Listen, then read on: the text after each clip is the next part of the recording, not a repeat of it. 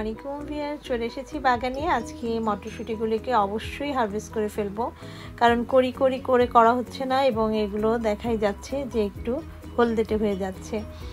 আসলে সময়ের অভাবে অনেক সময় করা হয় না, তবে যতটুকু পেরেছি পানি দেওয়ার চেষ্টা করেছি এবং খুবই হেলদিভাবে প্রত্যেকটা গাছে প্রচুর মটরশুঁটি এসেছে।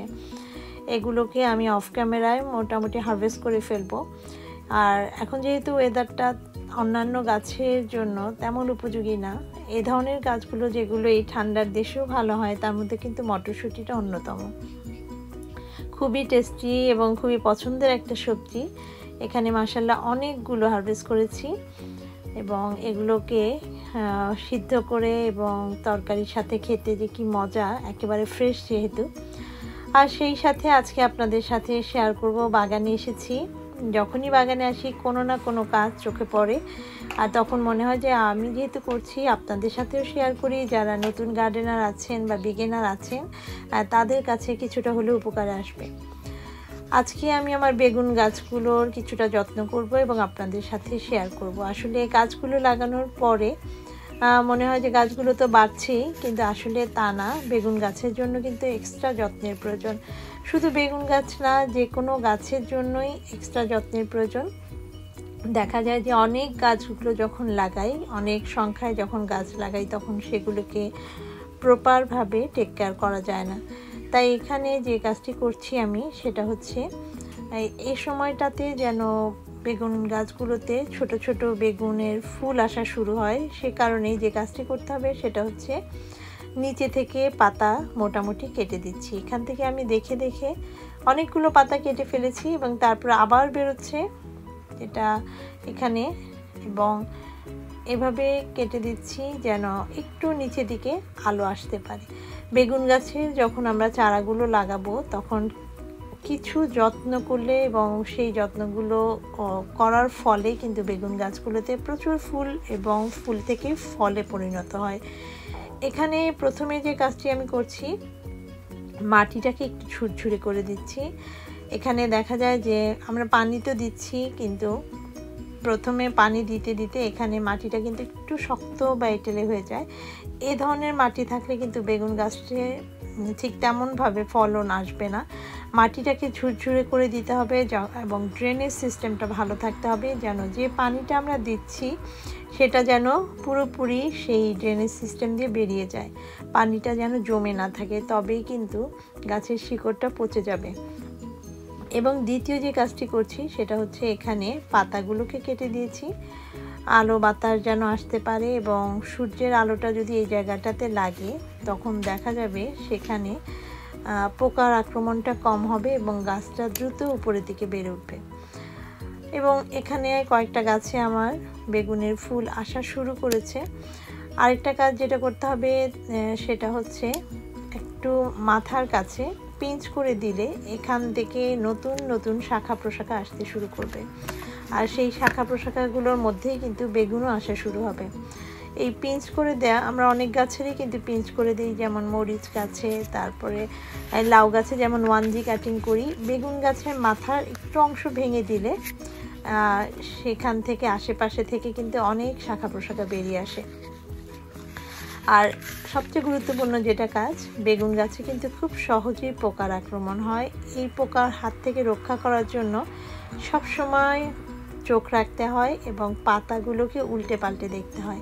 আমার গাছগুলোতেও পোকার আক্রমণ হয়েছিল, আমি আপনাদের সাথে এর আগে ভিডিওতে শেয়ার করেছি। আমি সেখানে ঘরোয়া পদ্ধতি ব্যবহার করেছি এবং মাশাআল্লাহ মোটামুটি গাছগুলো এখন অনেক সতেজ। এবং মোটামুটি যখনই দেখবেন যে আপনাদের বেগুন গাছের কোনো পাতায় পোকার আক্রমণ হয়েছে, সেগুলোকে অবশ্যই পরিষ্কার করে সেখানে ঘরোয়া পদ্ধতিটি ব্যবহার করবেন।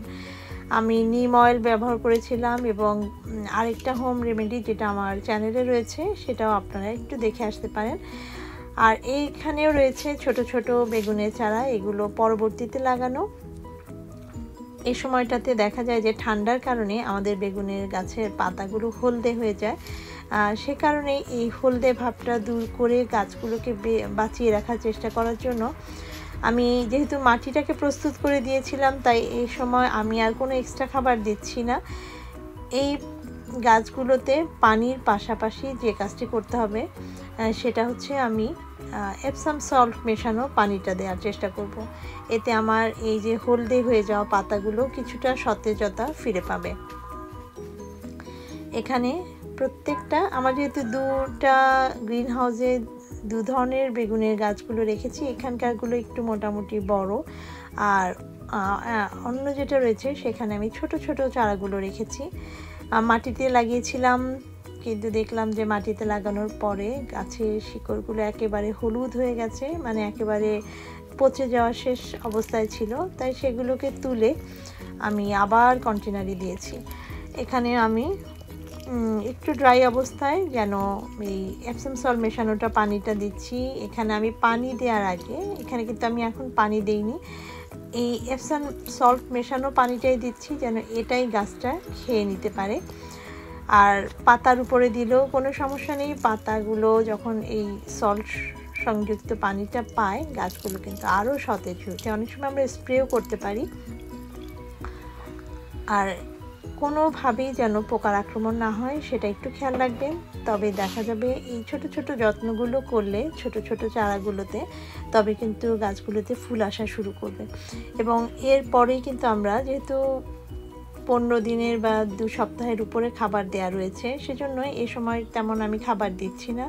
পরবর্তীতে যখন ফুল আসা শুরু করবে তখন আমি আবার এক্সট্রা খাবার দেব। এবং অবশ্যই আপনাদের সাথে এর আপডেটগুলো শেয়ার করব। বেগুনের গাছগুলোতে পোকা যেন না হয় এবং গাছগুলো ছোট চারাগুলোকে যেন আমরা একটু কষ্ট করে বড় করে নিতে পারি, সেই চেষ্টাই করতে হবে। মোটামুটি তেমনভাবে বেশি পানিও দেওয়া যায় না। ড্রেনেজ সিস্টেমটা যদি ভালো থাকে তবে কিন্তু পানিটা জমেও থাকবে না। আশা করি আপনাদের কাছে আমার আজকের ভিডিওটি ভালো লাগবে। যারা আমার চ্যানেলটিতে আজকে নতুন ভিজিট করছেন, প্লিজ আমার চ্যানেলটি সাবস্ক্রাইব করবেন এবং আমাকে সামনের দিকে এগিয়ে যেতে সাহায্য করবেন। আপনাদের এই ছোট্ট সাহায্যটুকু আমাকে অনেক দূর এগিয়ে নিয়ে যাবে। ভালো লাগলে আমার চ্যানেলটি সাবস্ক্রাইবের পাশাপাশি ভিডিওটি শেয়ার করতে ভুলবেন না। Thanks for watching. Allah Hafiz.